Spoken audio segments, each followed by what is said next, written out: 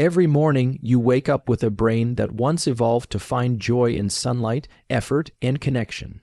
Yet, before your feet touch the ground, your nervous system is already flooded screens, notifications, sugar, noise, endless stimulation. What we call normal life is quietly training your brain to need more and feel less. Motivation fades. Focus fractures, pleasure dulls. This isn't a personal failure or a lack of discipline. It's biology under constant assault. Tonight, we're going to look at how modern life is reshaping your dopamine baseline, why nothing feels as rewarding as it used to, and how understanding this hidden process may be the first step toward reclaiming your drive, clarity, and sense of meaning.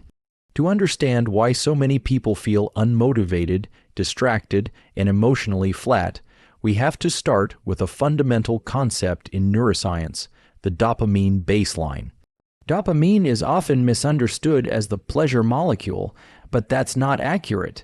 Dopamine is better described as a molecule of motivation, pursuit, and expectation. It's what gets you moving toward goals, learning from effort, and feeling driven to engage with life. Your brain is designed to maintain balance. When dopamine rises sharply, whether from food, novelty, achievement, or social connection, it is followed by a compensatory drop below baseline. This is not a flaw in the system, it's a protective mechanism.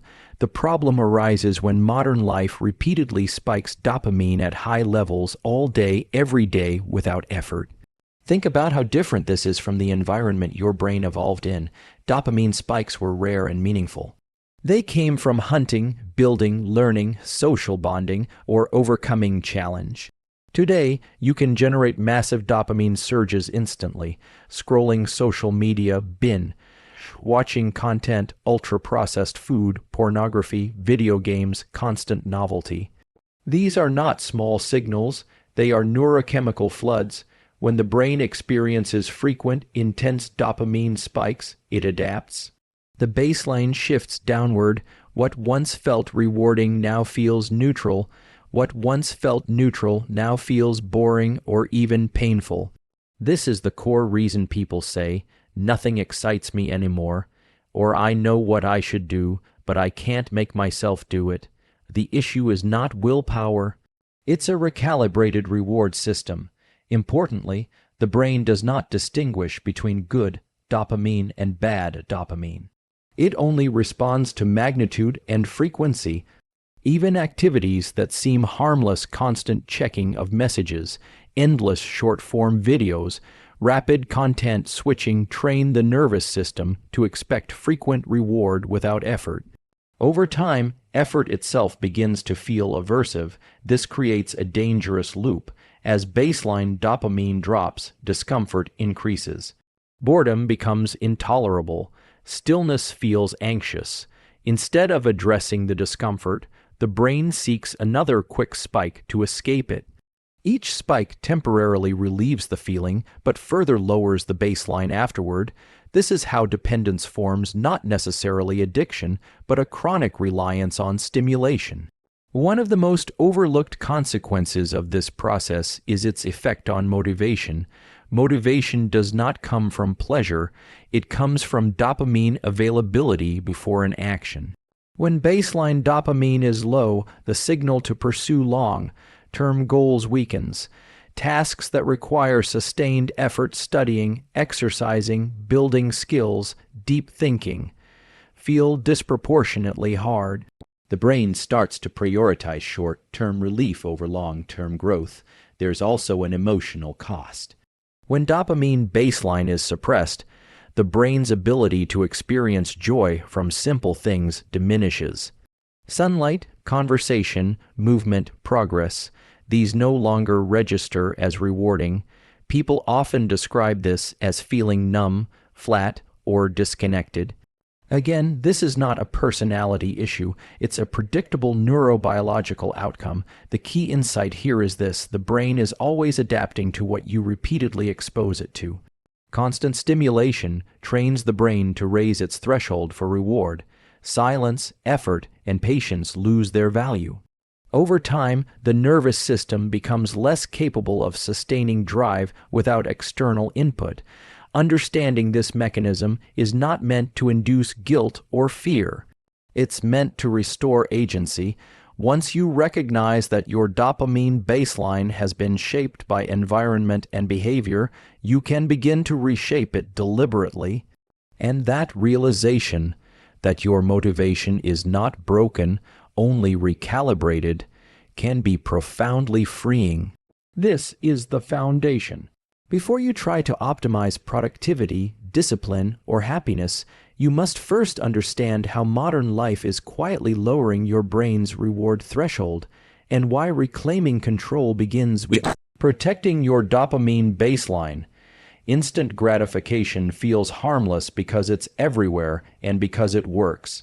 You feel a dip in energy, a moment of boredom, a hint of stress, and within seconds your brain learns there is a solution.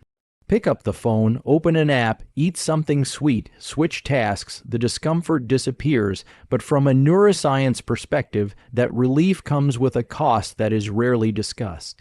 The brain is wired to associate actions with outcomes. When relief or pleasure arrives immediately after a behavior, the brain strengthens that circuit aggressively.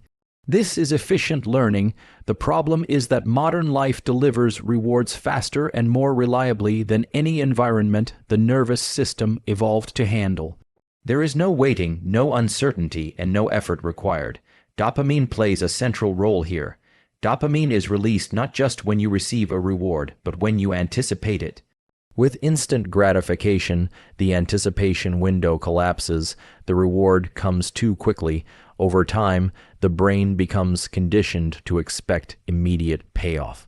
When that expectation is not met, when effort is required first, the dopamine signal drops and the task feels subjectively harder. This is why people struggle to stay with anything that unfolds slowly, reading deeply, learning a complex skill, building a business, maintaining relationships. These processes rely on delayed rewards, and delayed rewards depend on a healthy dopamine system that can tolerate waiting. Instant gratification erodes that capacity. Another hidden cost is how it reshapes your stress response. Small amounts of discomfort are necessary for resilience. When the brain learns that every uncomfortable state can be instantly escaped, it stops developing tolerance. Boredom, frustration, or mental effort start to feel threatening. The nervous system becomes more reactive, not more relaxed. There's also a distortion of reward value. When high-intensity rewards are frequent, low-intensity rewards lose salience. A conversation feels dull compared to a feed designed to hijack attention. A walk feels underwhelming compared to digital novelty. The brain is not broken. It's doing what it's designed to do. Compare signals and prioritize the strongest ones. Importantly, this process is not limited to obviously addictive behaviors, even productive. Instant rewards, constant email checking, rapid task switching, chasing micro, compliments, or metrics train the same circuitry. The brain learns to fragment attention in search of frequent dopamine pulses, rather than sustaining focus for deeper satisfaction.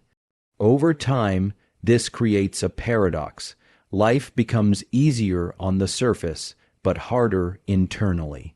You have more comfort, more convenience, more entertainment, yet less drive, less patience, and less fulfillment. The nervous system becomes overstimulated but underrewarded. One of the most damaging consequences is the weakening of self-trust. When you repeatedly avoid effort through instant relief, the brain updates its prediction, "I don't persist." This is not conscious self-talk, it's neural learning.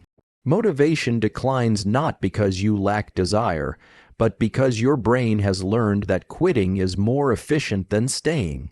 From a biological standpoint, instant gratification short-circuits the effort-reward relationship. Dopamine is meant to rise with pursuit and culminate in reward. When reward comes first, pursuit loses its value, the system becomes inverted, the goal is not to eliminate pleasure or convenience. It's to understand timing. When rewards are earned after effort, they strengthen motivation. When rewards are consumed before effort, they weaken it. This distinction matters more than the reward itself. Once you see this clearly, you can stop blaming yourself for low motivation or restlessness. You are not lazy. You are living in an environment that systematically trains the brain to avoid effort. Awareness of this hidden cost is the first step toward restoring patience, depth, and the ability to find meaning in things that don't deliver instant rewards, but last far longer. One of the most confusing experiences people report is this: they can still enjoy things, but they can't start things. Pleasure is available, yet motivation feels absent. From a neuroscience perspective, this pattern is not only common, it's predictable. Motivation and pleasure are not the same process in the brain, and they break down at different rates under modern conditions. Motivation is driven primarily by dopamine before an action begins. It's the signal that says, move toward this, invest energy, this is worth pursuing. Pleasure, on the other hand, is the experience that arrives after or during the reward itself. When dopamine systems are overstimulated, the brain often preserves the ability to feel pleasure while losing the drive to pursue effortful goals. Here's why that happens. Chronic exposure to high dopamine activities lowers baseline dopamine levels. When baseline is low, the anticipatory dopamine signal weakens. That anticipatory signal is what allows you to feel energized at the idea of doing something hard. Without it, tasks feel heavy before you even begin. Yet once the reward is delivered, food, entertainment, novelty, other neurochemicals can still generate pleasure. The result is a nervous system that consumes but does not pursue. This creates a subtle but powerful shift in behavior. You don't stop enjoying things. You stop initiating them. You wait for motivation to arrive instead of generating it through action.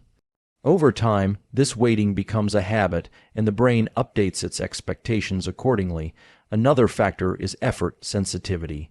When dopamine baseline is suppressed, effort costs feel exaggerated. The brain calculates that the energy required to act is not worth the uncertain reward. This is why small tasks feel overwhelming and long-term goals feel distant. It's not that the goals matter less, it's that the neural signal to move toward them is weakened. Modern environments amplify this effect by offering pleasure without initiation. Algorithms deliver content automatically. Food is always available. Social validation arrives with minimal effort. The brain learns that rewards can come to you rather than being something you move toward. This reverses the evolutionary pattern that built motivation in the first place. There is also an emotional layer. Motivation loss is often misinterpreted as depression or lack of purpose. While those states can overlap, low motivation can exist even when life circumstances are objectively good. The nervous system simply lacks the neurochemical momentum to translate intention into action. This misunderstanding leads people to judge themselves harshly, further increasing stress and avoidance. Importantly, pleasure circuits adapt more slowly than motivation circuits. You can still feel enjoyment in the moment while losing the capacity to tolerate the discomfort that precedes effort. This is why people often say, "I want to do things again." That statement captures the gap between desire and drive. Over time, this gap erodes confidence. Each time you avoid starting something, the brain reinforces a prediction. Initiation is costly. This is not conscious defeatism, it's reinforcement learning. The longer this pattern persists, the harder it becomes to generate motivation spontaneously. The critical insight is that motivation is not a feeling you wait for, it's a state you create through action. Dopamine increases in response to progress, not just reward. Small, effortful steps can restore anticipatory signals over time. but only if the system is no longer overwhelmed by constant passive pleasure. Understanding why motivation disappears before pleasure allows you to stop chasing enjoyment as a solution. More pleasure will not restore drive. It will often reduce it further. What restores motivation is re-establishing the relationship between effort and reward. Once that link is repaired, motivation doesn't need to be forced. It emerges naturally as the brain relearns a simple truth: effort leads somewhere meaningful. There is a counterintuitive principle in neuroscience that modern life has almost completely obscured. Effort and struggle are not obstacles to motivation. They are the very mechanisms that restore it. The brain's dopamine system evolved to reward pursuit through friction, not the absence of it. When friction disappears, the system does not relax, it degrades. Dopamine is released in proportion to perceived effort and progress. When an action requires energy, focus, or discomfort, and you stay with it, the brain marks that behavior as valuable.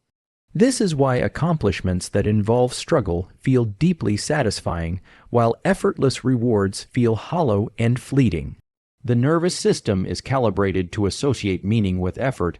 The concept of a dopamine reset is often misunderstood. It is not about deprivation or punishment. It is about removing excessive, artificial dopamine spikes so the baseline can gradually recover. When stimulation is reduced, the brain initially responds with discomfort, boredom, restlessness, irritability. This is not damage, it is recalibration. The system is adjusting its expectations. Effort plays a critical role during this phase. When you engage in effortful activities while dopamine levels are low, exercise, focused work, learning, deliberate practice, the brain begins to associate effort itself with dopamine release. This is a powerful shift. Instead of waiting for reward, the nervous system learns that moving forward is the reward. Struggle also activates parallel systems that support dopamine recovery. Physical effort increases neuromodulators that enhance plasticity. Cognitive effort strengthens attention networks. Emotional effort, sitting with discomfort without escaping it, builds resilience. These processes work together to raise baseline dopamine over time, not through spikes, but through stability. One reason people avoid effort during low motivation states is because effort feels disproportionately hard. This is expected. When dopamine baseline is low, effort costs are amplified, but avoiding effort keeps the system trapped. The only way out is through controlled voluntary struggle, not overwhelming stress, but deliberate challenge. There is also a timing component. When rewards are delayed until after effort, dopamine release becomes more sustained and less volatile. This stabilizes mood and motivation. In contrast, rewarding yourself before effort, through distraction or stimulation, undermines the reset process. Modern culture often frames struggle as something to eliminate. Comfort, convenience, and optimization are treated as goals. But from a biological standpoint, chronic comfort weakens the reward system. The brain does not interpret ease as safety. It interprets it as stagnation. Importantly, effort does not need to be extreme to be effective. Small, consistent challenges, cold exposure, focused breathing, physical training, deep work can recondition the dopamine system when done without immediate escape or reward. The key is consistency, not intensity. Over time, something remarkable happens. Activities that once felt effortful begin to feel intrinsically rewarding. Motivation no longer depends on external stimulation. The brain regains its ability to generate drive internally. This is not willpower, it's neuroplasticity. The deeper message is this: struggle is not a sign that something is wrong. It is a signal that the nervous system is being trained. When you learn to interpret discomfort as part of the reset mechanism rather than a threat, you reclaim control over motivation.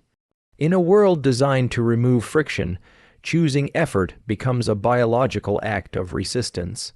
And in that resistance lies the pathway back to a healthy dopamine baseline, sustained drive, and a sense of earned satisfaction that no shortcut can replace. Your brain is a prediction machine. At every moment, it is forecasting what will happen next and allocating energy based on expected reward. Dopamine is central to this process. It does not simply respond to pleasure. It encodes prediction error, the difference between what you expect and what you receive. This is how learning, motivation, and curiosity are shaped. Digital environments radically distort this system. Platforms are engineered to deliver frequent, unpredictable rewards, likes, messages, new content, novelty, on variable schedules. From the brain's perspective, this is a powerful training signal. Each refresh carries the possibility of reward, and dopamine rises in anticipation long before anything appears on the screen.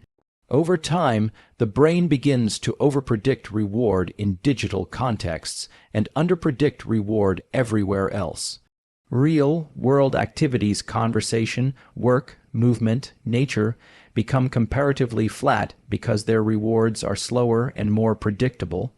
The nervous system learns that the highest payoff comes from checking, scrolling, and switching. This rewiring happens quietly. You may not feel addicted, but your attention patterns change. You reach for your phone automatically during moments of uncertainty or pause.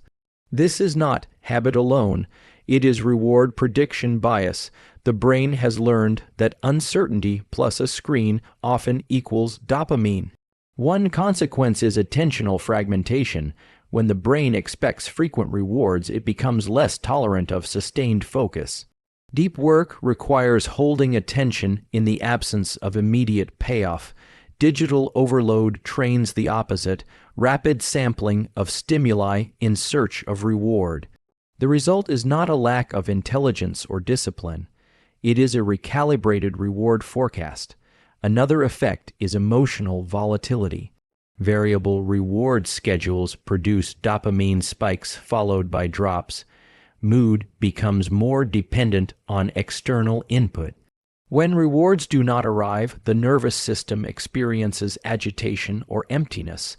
This is often misinterpreted as anxiety or boredom, when in reality it is unmet reward expectation. Digital overload also reduces novelty sensitivity. When novelty is constant, nothing feels new. Dopamine response diminishes, leading to escalation. More content, faster switching, stronger stimuli. This mirrors classic reinforcement patterns seen in other high dopamine behaviors. Importantly, the brain does not easily distinguish between meaningful and meaningless rewards. A notification and a real accomplishment can activate similar circuits, but only one builds lasting motivation. When prediction systems are dominated by low-effort digital rewards, long-term goals lose their motivational pull. There is also a social dimension. Online validation creates externalized reward prediction. Instead of deriving dopamine from progress or mastery, the brain begins to seek it from feedback. This shifts motivation from internal to external, making drive more fragile and dependent on response. Reversing this process requires retraining prediction. When you reduce digital noise and allow boredom to exist, the brain slowly recalibrates. Real-world activities regain their reward value, not because they changed, but because the prediction system did. Crucially, this is not about rejecting technology. It's about restoring hierarchy. When digital rewards dominate, they flatten motivation. When effortful, meaningful activities reclaim priority, the dopamine system regains balance. Once reward prediction is repaired, attention stabilizes, motivation deepens, and the brain rediscovers a fundamental truth. The most powerful rewards are not the fastest ones, but the ones you move toward with intention. When people realize their motivation is low and their dopamine system is dysregulated, they often swing toward extremes. Total deprivation, rigid routines, eliminating all pleasure. From a neuroscience standpoint, this approach usually backfires. The dopamine system does not recover through punishment, it recovers through rebalanced exposure and deliberate effort. The goal is not to eliminate dopamine, but to stabilize it. A healthy dopamine system has a steady baseline with natural rises tied to effort, learning, and progress. What damages motivation is volatility, frequent spikes followed by deep drops. Restoring balance means reducing artificial spikes while strengthening the link between effort and reward. The first step is awareness of timing. When stimulation is used to escape discomfort, it trains avoidance. When stimulation follows effort, it reinforces motivation. This applies to everything: food, media, social interaction, even rest. Rest is most restorative when it comes after work, not instead of it. Next is controlled friction. Introducing small, voluntary challenges signals to the brain that effort is safe and valuable. This might be physical training, focused work blocks, cold exposure, or simply resisting the urge to multitask. These are not tests of toughness. They are signals that recalibrate dopamine release toward action. Consistency matters more than intensity. Extreme challenges create spikes that mimic the very problem you're trying to solve. Moderate effort, repeated daily, raises baseline dopamine gradually and sustainably. This is how long-term drive is built, not through heroic bursts, but through predictable engagement. Another key element is reducing background stimulation.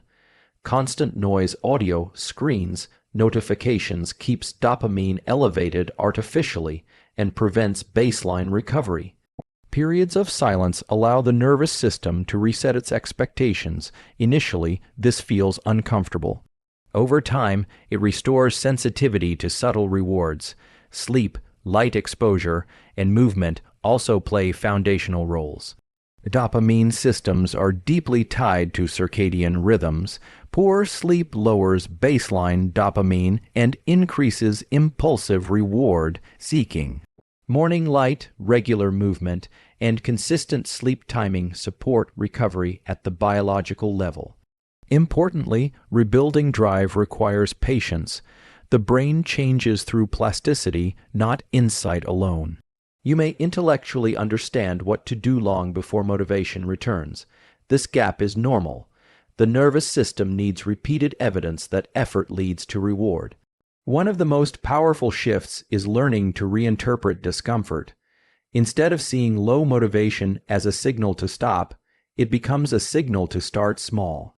Action precedes motivation, not the other way around. This reframing alone can interrupt cycles of avoidance. Social context also matters. Being around people who value effort and depth reinforces those circuits. The brain mirrors the reward structures of its environment. Culture shapes dopamine as much as individual choice. Ultimately, restoring balance is about respect for biology. You cannot hack your way out of a system designed to adapt. But you can work with it. When you remove excess stimulation, introduce meaningful effort, and allow time for recalibration, motivation returns, not as a force you summon, but as a natural byproduct of how you live. This is not a reset you do once. It is a way of aligning daily behavior with the brain's design. And when that alignment is restored, drive becomes stable, purposeful, and deeply human again.